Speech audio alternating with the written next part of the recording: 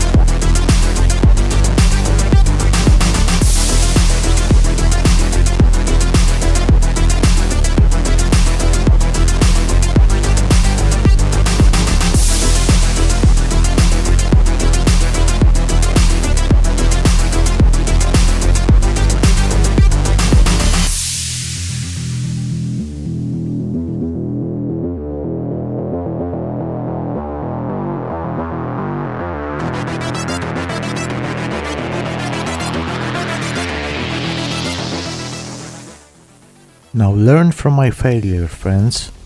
I still struggle with decals, so I put microset on the shoulder pad, and while testing and pressing the decals, yes, a plural form here, I was adding microset between each one of them to remove the incorrectly placed chapter logo. After 3 tries, the decals went off the shoulder with the paint. Therefore I had to paint the shoulder again and in a different color.